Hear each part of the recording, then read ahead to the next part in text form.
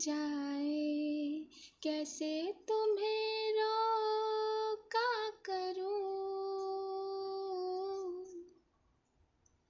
मेरी तरफ आता हर गम फिसल जाए, आँखों में तुमको भरूं। बिन बोले बातें तुमसे करूं, अगर तुम साथ हो, अगर तुम साथ हो। तेरी नजरों में है तेरे सपने, तेरे सपनों में है नाराजी।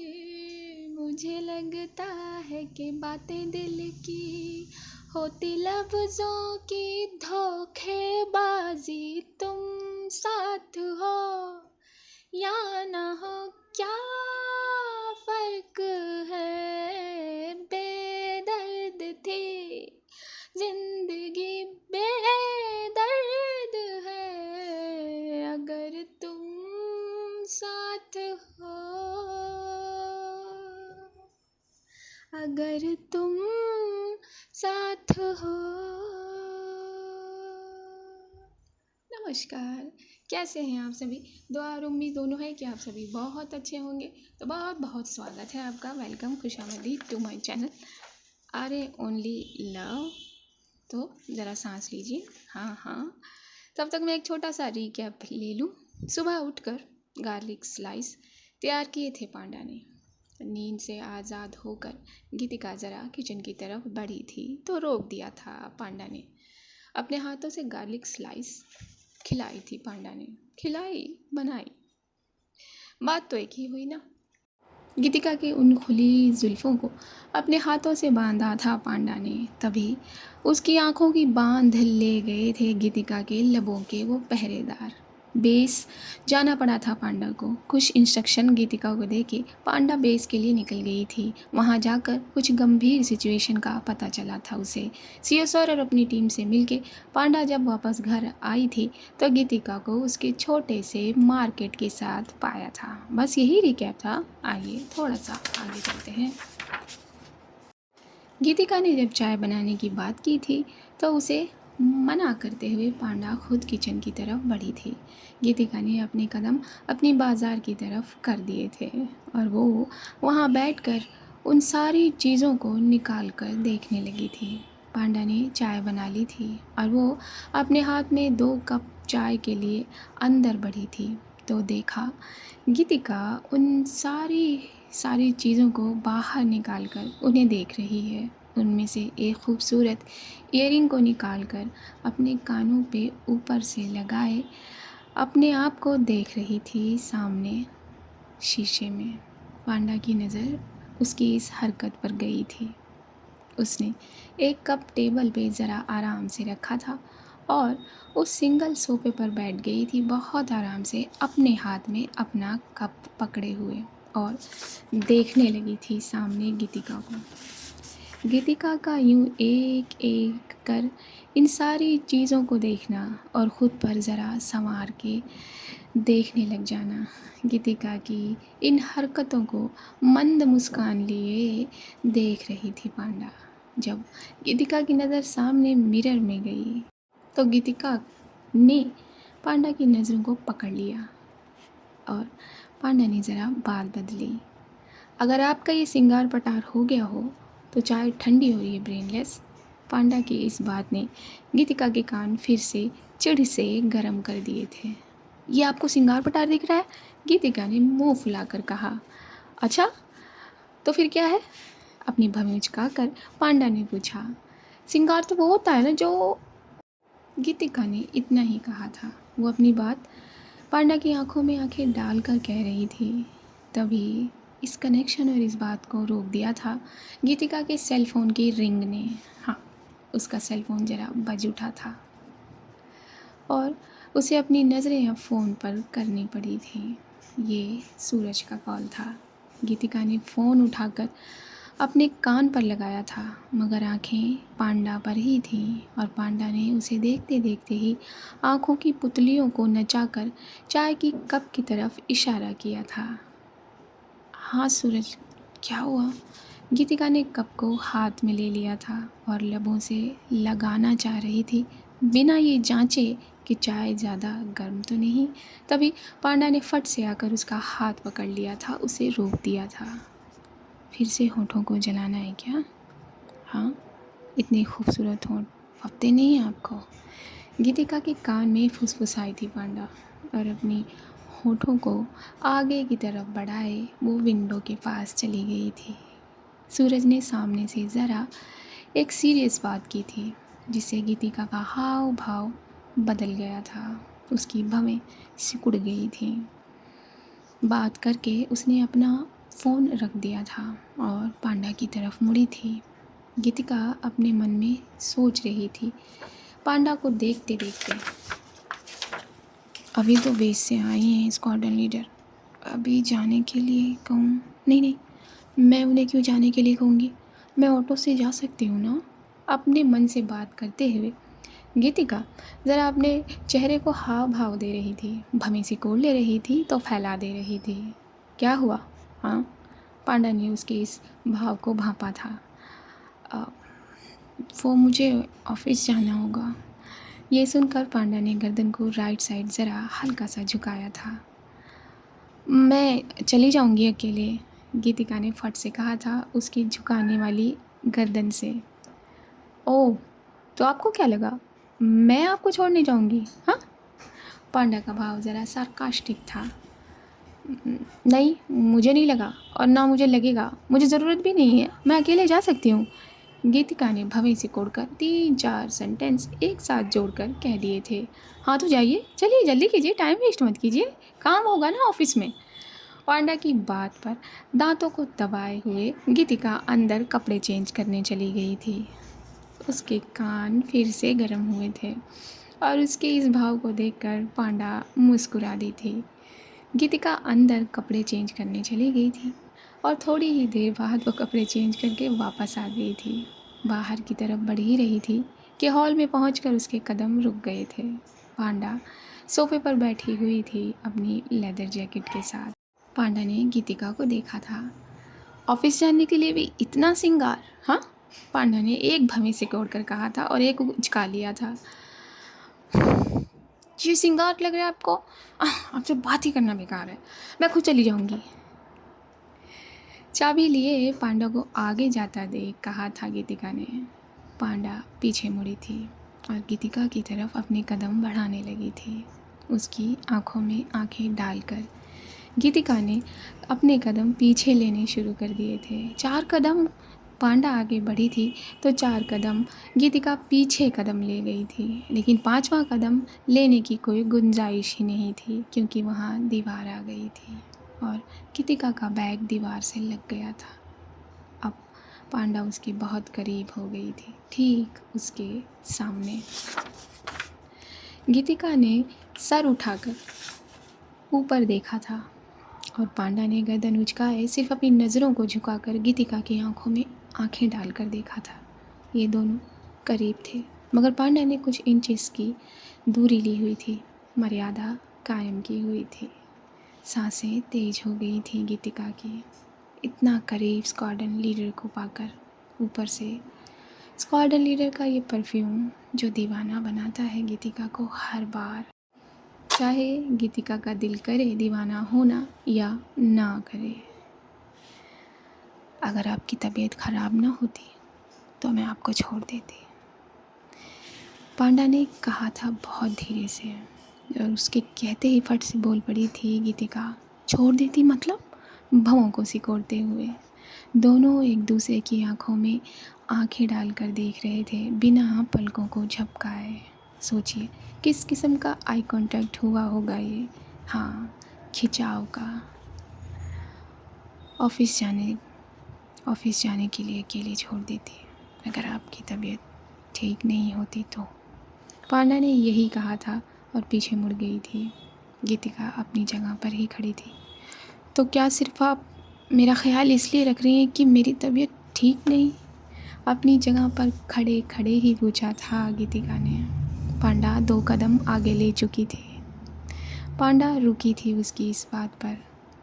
सांस लेकर उसने छोड़ दी थी, लेकिन वो पीछे नहीं मुड़ी थी। चलिए, ऑफिस के लिए लेट हो रहा है। बिना उसका जवाब दिए, बिना पीछे मुड़े, बिना गीतिका को देखे पांडा आगे बढ़ गई थी। अपनी स्पीडी क्वीन पर सवार हुई थी, गर्दन को उचकाए अपने बूट से गियर चढ़ा चुकी थी पांडा। गीतिका धीरे धीरे आ रही थी। उसको उसका जवाब जो नहीं मिला था, उसका दिल उदास था, निराश हो गया था। अरे जल्दी करिए, मेहंदी लगी है आज ये आपके पैरों में? पांडा ने फिर से तंज किया था और गीतिका फिर से उस तंज के जाल में आ गई थी। अपनी दांतों को उसने पीसा था, दांतों को पीसकर अपनी मुट्ठियों को भींचा था और जाकर वो पांडा की बुलेट पर बैठ गई थी। पांडा ने बुलेट को स्टार्ट कर दिया था। रास्ते भर पांडा उसे साइड मिरर में देख रही थी। गीतिका कभी अपने होठों को बितका लेती तो कभी गोल बना लेती, कभी उसकी भवें सिकुड़ जाती उसके होठों के साथ तो कभी उसकी भवें फैल जाती। बस उसके चेहरे के हर एक भाव को पांडा साइड मिरर में देख रही थी और काउंट कर रही थी। अब दोनों ने कोई बात नहीं की थी। ऑफिस आ गया था। पांडा ने बुलेट को रोक दिया था। गीतिका धीरे से उतरी थी बुलेट से। जाइए, और हाँ, तबीयत का ध्यान रखिएगा। आपसे मतलब? आप क्या क्या कहना चाहती हैं आप? आपको कोई ज़रूरत नहीं है मेरी तबीयत का ख्याल रखने की, मैं खुद रख सकती हूँ। हाँ, वो तो मैं इतने दिन से देख ही रही हूँ कि आप बहुत अच्छे से अपना ख्याल रख सकती हैं, है ना? वैसे टैबलेट की नेम याद है? ब्रेनलेस। हम मुझे सब याद है, आप जाओ यहाँ से। ये कहकर चिढ़कर मुड़ी थी गीतिका। तभी गीतिका का बाहिना हाथ थाम लिया था पांडा ने अपने सीधे हाथ में और गीतिका मुड़ी थी। गीतिका का आधा गुस्सा, आधी चिढ़न सिर्फ इसलिए गायब हो गई थी कि पांडा ने उसकी कलाई को थाम लिया था। वो पीछे मुड़ी थी। पहले अपनी कलाई को, फिर पांडा को देखा था। I am serious. अपनी तबीयत का ख्याल रखना। अब जाइए। ये कहकर पांडा ने उसकी कलाई बहुत आराम से छोड़ी थी। गीतिका का दिल ये चाहता ही नहीं था कि पांडा उसकी कलाई छोड़ दे। जाइए, क्या देख रही हैं? हाँ, जाइए जल्दी। फिर से गीतिका चिढ़ी थी पांडा की इस लाइन पर। कोई फ़ायदा नहीं है इन्हें प्यार से देखने का। हाँ, मुझे सुनाई दे रहा है। हाँ, आपको सब सुनाई देता है।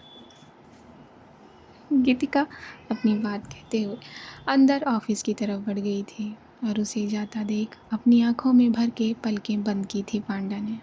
पलकें खोलकर वापस अपने हेलमेट को अपने सर के सुपुर्द किया था। अपनी बूट को फिर से गियर पर चढ़ाया था और अपनी स्पीडी क्वीन को एक टर्न दिया था पांडा ने और सड़क के सुपुर्द उसके टायरों की स्पीड कर दी थी।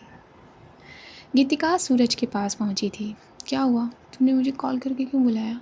क्या मतलब? हाँ, ऑफिस से तेरा ये? अच्छा अच्छा, ठीक है। और ये सब क्या लेकर बैठा हुआ है तू? सूरज बहुत सारे आर्टिकल अपने टेबल पर बिछाया बैठा था।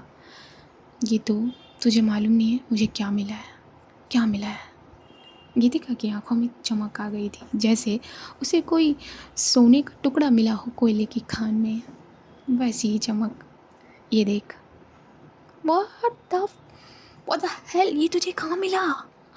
बस तलाश की और मिल गया। तुझे तो कोई फिक्र ही नहीं है। और वो अनु मैडम जाकर अपने घर बैठी हुई है। सूरज, यू गॉट यू मैन। तूने तूने ये ढूंढ लिया? हाँ, मैंने ये ढूंढ लिया। ओके, तो फिर तैयार करते हैं कल की हेडलाइन। हाँ, कल की हेडलाइन बड़े बड़े अक्षरों में छपेगी। अपने हाथ से बड़े बड़े अक्षरों का इशारा किया था सूरज ने। हाँ, और ये क्रेडिट मैं तुझे ही दूंगी। तेरा ही नाम छापूंगी मैं अपने नाम के नीचे। हाँ बिल्कुल, मैं डिज़र्व करता हूँ ये। हाँ हाँ, तो सब डिज़र्व करता है। ला मुझे दिखा। और वो सारे आर्टिकल, सारे कटिंग्स वगैरह एक एक करके गीतिका पढ़ने लगी थी।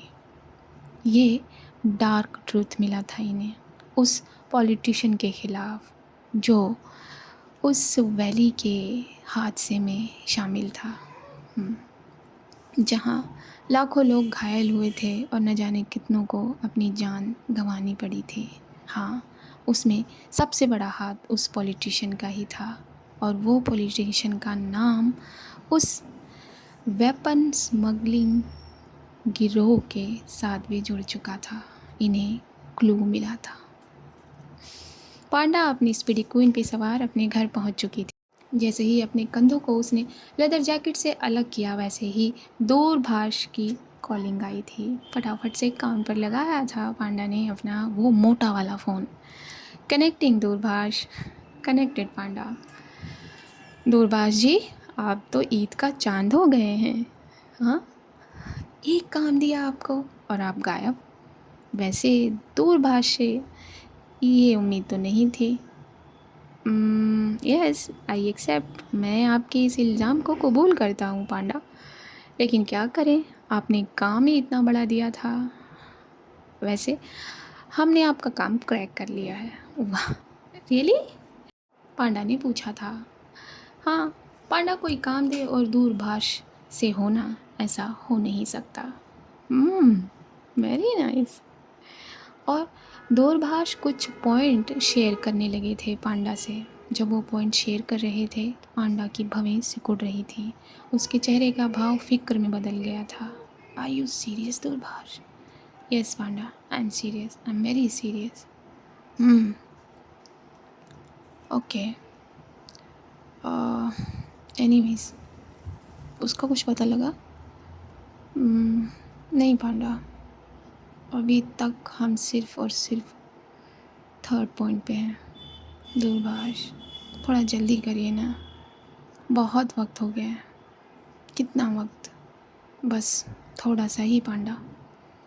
मुझे लगता है वो किसी मिडिल ईस्ट के कोने में वो अपने आप को दबाए हुए है। जिस दिन वो अपने बिल से बाहर हुआ, उस दिन हमारा ये सिस्टम उसे ट्रैक कर लेगा। You don't worry that. और कब तक वो अपने बिल में छुप कर बैठेगा? किसी दिन तो बिल में पानी जाएगा और उसे बाहर आना पड़ेगा। Yes, I know that. और वैसे भी अगर वो बिल से बाहर नहीं आया तो मैं ज़मीन खोद कर उसे निकाल दूँगी, लेकिन मुझे उसे जल्द पकड़ना है। पांडा, आई नो, वो पहला इंसान है जिसे आप नहीं कहती। चलिए ठीक है। तभी दूरभाष ने गौरव के मामले में बात करना शुरू कर दिया था। पांडा ने गौरव के बारे में दूरभाष को बताया। दूरभाष काफ़ी खुश हुए। दूरभाष ने अभी की शादी के लिए भी पूछा, तो पांडा ने दूरभाष से आने के लिए पूछा, लेकिन दूरभाष का आना ज़रा मुमकिन नहीं है। ठीक है, चलिए, अपना ख्याल रखिएगा दूरभाष जी। पांडा, यू टू। Yes, disconnected. ये कहकर पांडा ने बड़ी सी स्माइल के साथ अपना फ़ोन तो कट कर दिया, लेकिन जैसे ही फ़ोन कट किया उसकी स्माइल ज़रा फिक्र में तब्दील हो गई। वो अपने सोफ़े पर आकर अपने दोनों हाथ फैलाए, अपना सर झुकाए पीछे की तरफ बैठ गई और कुछ सोचने लगी। होप सो ये सब जल्दी से जल्दी ठीक हो जाए, उसके बाद ही कुछ, वरना उसने अपनी आँखों को अपनी उंगलियों से ज़रा कस कर दबाया था। यहाँ सूरज और गीतिका का जो काम था, जो आर्टिकल उन्हें तैयार करना था, वो इन दोनों ने तैयार कर लिया था। चल, ये तो हो गया, घर चलें? हाँ, घर चलते हैं। गीतिका भी उठी थी और सूरज भी उठा था, अपनी वो छोटी सी गाड़ी की चाबी लिए। डोर ओपन करके गीतिका फट से बैठी थी, सूरज भी बैठ गया था। उसने गाड़ी स्टार्ट करके ज़रा रास्ते पर लगा दी थी। सूरज ने लेफ़्ट मोड़ ले लिया था। अरे रे, कहाँ जा रहा है तू? कहाँ जा रहा हूँ का मतलब? तेरे घर जा रहा हूँ। वो क्या वो मुझे स्क्वाड्रन लीडर के घर जाना है। गीतिका ने कहा। और जैसे ही गीतिका ने कहा, फट से ब्रेक मार दी थी सूरज ने। क्या? तू, रात हो गई है, अब तुझे स्क्वाड्रन लीडर के घर क्यों जाना है? गीतू, कहीं कुछ और लाइनें तो नहीं लिखने वाली है तू मेरी स्क्वाड्रन लीडर के खिलाफ? तेरी स्क्वाड्रन लीडर? तेरी स्क्वाड्रन लीडर कब से हो गई? गीतिका ने भमी से कोड़ कर डांट कर पूछा था सूरज से। अरे मतलब स्क्वाड्रन लीडर के खिलाफ? नहीं, मैं नहीं, अब उनके खिलाफ नहीं लिखूंगी मैं। क्यों? ऐसा क्या हुआ? तुझे क्यों बताऊँ मैं? चल ना। लेकिन तुझे स्क्वाड्रन लीडर के घर क्यों जाना है? अरे बाबा, जाना है ना। कल कल अभी और जन्नाब का निकाह है, तो अभी और जन्नाब ने मुझे इनवाइट किया है, तो मुझे उन्हीं के घर से जाना है। आप चलेगा? हाँ, लेकिन अभी ने और जन्नाब ने मुझे क्यों नहीं इनवाइट किया? मुझे क्या पता, उन दोनों से पूछियो। ये सही है, तेरा कोलेग हूँ ना मैं, उन दोनों का थोड़ी हूँ। तो तुझे बोलना चाहिए था ना मुझे इनवाइट करने के लिए। मैं क्यों बोलूँ तुझे इनवाइट करने के लिए? वो तुझे जानते हैं क्या? तो तुझे जानते हैं वो? हाँ, मुझे जानते हैं, तो मुझे भी उतना जानते हैं जितना तुझे जानते हैं अभी और जरनाब। सूरज, तू मुझसे क्यों लड़ रहा है? देख, अगर तू मुझसे लड़ेगा तो मैं तेरा नाम नहीं छापूंगी कल। मैं लड़ूँ चाहे तुझे मार दूँ, तुझे तो छापना ही होगा मेरा नाम। तभी सूरज ने गाड़ी स्टार्ट करके अपनी स्टीयरिंग को राइट तरफ घुमा दिया था और स्क्वाड्रन लीडर के घर की तरफ वो बढ़ गया था। ऐसे ही कुछ खिंचाव वाली बातें ये दोनों करते करते पांडा के घर पहुंच गए थे। पांडा के घर पहुंचकर सूरज ने डोर बेल बजाई थी। पांडा अपनी उसी कपड़ों में थी जो हमेशा होती है। हाँ, समझ गए आप? डोर ओपन किया था। सूरज की आंखें फटी की फटी रह गई थी। गीतिका सिर्फ देख रही थी पांडा को, और पांडा इन दोनों को देखकर अपनी भवेसी कोड़ रही थी। इन दोनों को क्या हो गया? बर्फ़ तो पड़ नहीं रही बाहर, तो ये दोनों जम कैसे गए? आप दोनों सीधा फ्रीज़र से निकल कर मेरे दरवाजे पर खड़े हुए हैं? नहीं, सॉरी, सूरज ने ज़रा अपनी आँखों को बंद करते हुए कहा था, और गीतिका की आंखें सूरज की तरफ बड़ी हो गई थीं। आइए, अंदर आइए। ये मतलब इन कपड़ों में क्यों रहती है हमेशा स्क्वाड्रन लीडर? ये सूरज कैसे देख रहा है उन्हें? अपने मन में भी कुड़ रही थी यहाँ गीतिका, जलन हो रही थी उसे। पांडा ने अपने उल्टे हाथ से ज़रा इशारा किया था बैठने का। अब सूरज को, सूरज बैठ गया था उसे देखते देखते। तो कैसा रहा आपका ऑफिस? पांडा ने पहले तो सूरज फिर गीतिका की नज़र पर नज़र टिकाए पूछा। हाँ, बहुत अच्छा ऑफिस था हमारा आज, पांडा से मुस्कुरा कर जवाब दिया था सूरज ने। और बस वो पांडा को देखे जा रहा था, उसकी स्मेल को इनहेल कर रहा था, क्योंकि हाँ, पांडा का परफ्यूम इस रूम में बिखरा हुआ था, जो गीतिका को भी परेशान कर रहा था। लेकिन गीतिका को परेशान करने वाला सूरज इस वक्त ज़्यादा क्रेडिट ले रहा था। सूरज और पांडा कुछ बात करने लगे थे, और गीतिका सूरज को देख देख कर कुड़ रही थी, जल रही थी। सूरज, हाँ, तेज़ी से बोल पड़ी थी सूरज का नाम गीतिका दोनों की बात के बीच में ही।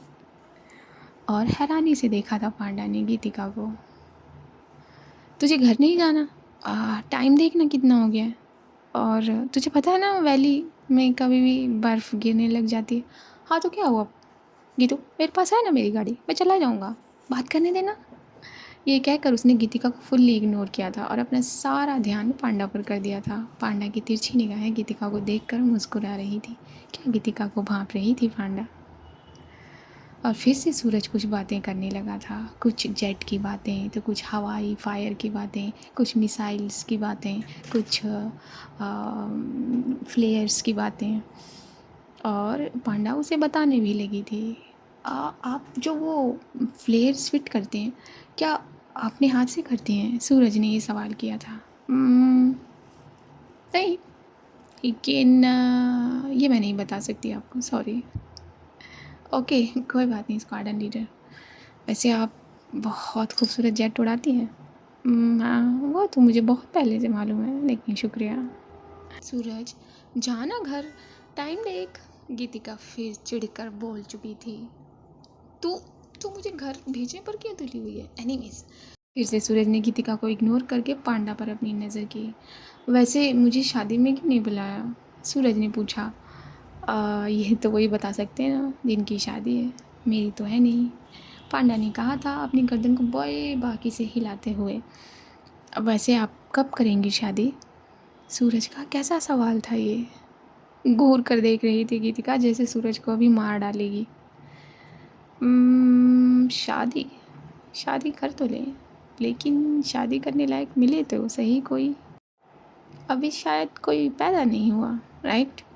पांडा ने ये कहा था अपनी भौं को नचाते हुए और तिरछी निगाह से गीतिका को देखा था जो घूरे जा रही थी सूरज को।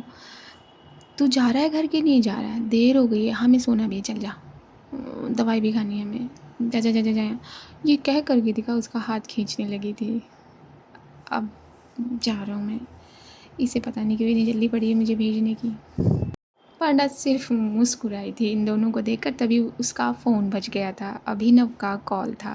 एक्सक्यूज़ मी, ये कहकर पांडा यहाँ से निकल गई थी और अभी का कॉल अपने कान पर लगाए वो खिड़की की तरफ बढ़ी थी। यस दूल्हे राजा, क्या हाल चाल? क्या हाल चाल पूछ रही है तू? मुझसे बात मत कर। तूने एक बार भी मुझे कॉल नहीं किया। अरे बाबा, मैं तुझे कॉल करती भी तो कैसे, बेस पर थी मैं, बिज़ी थे हम लोग। क्या हुआ? अभी ने पूछा। कुछ नहीं हुआ, सिर्फ एक सेंसिटिव मुद्दा है, उसी पर हमें ध्यान देना है। एनीवेज ये सब तू छोड़, तेरा हो गया ना? कल तू घोड़ी पर चढ़ने के लिए तैयार है और हम तुझे गिराने के लिए तैयार हैं। पांडा, तेरा सब रेडी है ना? हाँ, मुझे क्या करना है? मुझे सिर्फ अपनी लेदर जैकेट पहननी है और आना है। तो तू कल भी लेदर जैकेट ही पहनेगी? अभी ने पूछा। हाँ और क्या? तो क्या तू चाहता है मैं लहंगा पहन के तेरी शादी में नाचूं? हाँ वैसे आइडिया बुरा नहीं है, रहने दे। वैसे भी मैं तो लड़की वाले की तरफ से रहूँगी, तो अब लड़की वाले तो बेचारे सादे कपड़ों में रहते ही है ना। बस बस, हाँ बस। और ये दो दोस्त आपस में बातें करके हंसते नज़र आए थे। सूरज को धकेल दिया था बाहर गीतिका ने दरवाज़ा बंद करके। वो बढ़ी थी पांडा की तरफ। पांडा अपना बैग दिखाए उसे, अभी से बातें करने में बिजी थी। उसका बैग देख देख कर गीतिका अपने मन में कुछ कह रही थी। क्या है ये? मतलब सबको अपनी तरफ कैसे खींच लेती हैं, या सब इनकी तरफ कैसे खींचे जाते हैं, कैसे? और बस वो पांडा को निहारने लगी थी। पांडा ने अभी से फ़ोन पर बात पूरी कर ली थी और फ़ोन कट कर वो पीछे मुड़ी थी। क्या हुआ? ऐसे क्या देख रही हैं ब्रेनलेस? हाँ कुछ भी नहीं। तो फिर जाइए ज़रा अपनी बाज़ार को इकट्ठा करिए। सोना नहीं है क्या बेड पर फैलाया हो पूरा? और हाँ, सोना ज़रूरी है आज आपको, वरना डार्क सर्कल पड़ जाएंगे कल। फिर मत कहिएगा मुझे डार्क सर्कल नहीं पड़ते हैं। Oh really? हाँ, आपसे बात करनी बेकार है, गीतिका ने ये कहा था। अपनी गर्दन को झटका था और अंदर की तरफ बढ़ गई थी। उसे जाता देख सॉरी मुस्कुराती नज़र आई थी पांडा। तो बस ये रात है, उसके बाद जरनाब और अभी का निकाह होगा। जानेंगे अब अगले भाग में, है ना? अगर आप मेरे चैनल पर नए हैं तो चैनल को सब्सक्राइब कर लीजिए, अपनी राय लिखना न भूलिएगा। चैनल पर पुराने हैं और सब्सक्राइब नहीं किया है तो क्या कहें आपसे, जयराम जी की आना। अब बाकी दुआ करिए हर पेरेंट्स के लिए, दुआ करिए सबके पेरेंट्स के लिए, दुआ करिए नीडी चिल्ड्रंस के लिए, दुआ करिए इंसानियत के लिए, दुआ करिए हर उस प्रेग्नेंट लेडी के लिए जो अपने अंदर एक नन्ही जान को समाये हुए है। बस दुआ करते चले जाइए। और क्या ही कहूँ मैं आपसे, मिलूँगी जल्द अगले भाग में। तब तक के लिए मुझे दीजिए इजाज़त। नमस्कार।